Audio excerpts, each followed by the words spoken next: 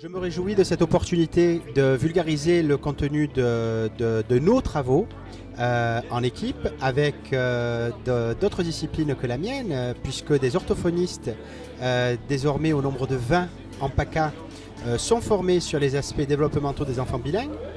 Également avec la présence de linguistes, avec la présence de personnels de crèche, des directrices de crèche. Nous avions plusieurs des élus à la petite enfance de plusieurs villes du département 04.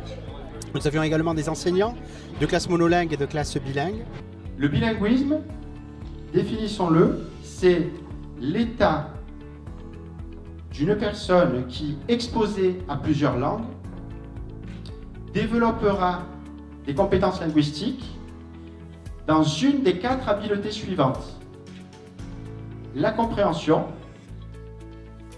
la parole, le fait de parler, l'écriture ou la lecture. Il y a une réelle demande d'expertise médicale autour des aspects développementaux de l'enfance bilingue en matière de formation des enseignants des classes bilingues sur le territoire français, des enseignants en école française à l'étranger et des écoles européennes qui jusqu'à maintenant n'ont aucune formation spécifique et sont incontestablement dans la pure improvisation. Au niveau des écoles internationales, nous voudrions organiser la formation des enseignants, la rendre éventuellement obligatoire, rendre transparent et clair les critères d'admission des enseignants des écoles bilingues, uniformiser l'information en faveur des parents d'enfants bilingues et que les critères d'admission des enfants en école bilingue soient transparents, clairs et surtout basés sur les acquis de la recherche.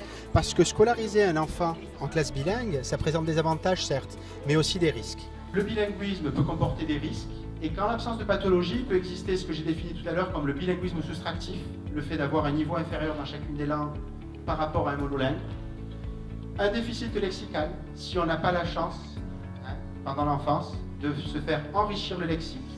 Et bien partir dans la vie, c'est quand même maîtriser un maximum de mots, parce que la richesse lexicale permet ensuite les apprentissages. J'aimerais développer au maximum cette formation que j'ai créée, ce module de formation que j'ai créé en faveur des orthophonistes pour la prise en charge des troubles développementaux survenant chez des enfants bilingues. Il y a souvent des tendances inappropriées dans le recours aux soins, avec souvent un recours tardif au recours aux soins, avec souvent une tendance à se dire ça n'est que le mal du pays. Et ça, je le cite vraiment comme un risque, parce que dans ma pratique quotidienne auprès d'expatriés, les risques liés au réseautage, au bouche à oreille, d'accord, au téléphone arabe, tu devrais faire ça, tu devrais faire ça. À l'intérieur de la communauté, il y a souvent, de la communauté expatriée, ou même avec des expatriés de cultures différentes, il y a souvent des échanges avec des conseils médicaux qui ne sont pas toujours les plus efficaces. Je voudrais aussi revenir sur quelques enseignements et formations déjà disponibles dans le département. Alors, je vais parler de ceux que j'assure moi-même. Les soins en situation migratoire et transculturelle, c'est le programme sur lequel nous travaillons déjà cette année pour la 5e année avec Gilles Brest à l'IFSI auprès des étudiants infirmiers. D'autres modules à destination des enseignants parce que les aspects développementaux de l'enfance bilingue sont vraiment un sujet qui doit être abordé sous plusieurs prismes de façon complémentaire. C'est un sujet en tout cas sérieux, c'est un sujet qui mérite d'être abordé du point de vue médical également, parce que l'enfance, d'une part, ne se vit qu'une seule fois, qu'un des événements majeurs qui s'y déroule est le développement du langage oral, et le langage oral est vraiment le propre de l'humain.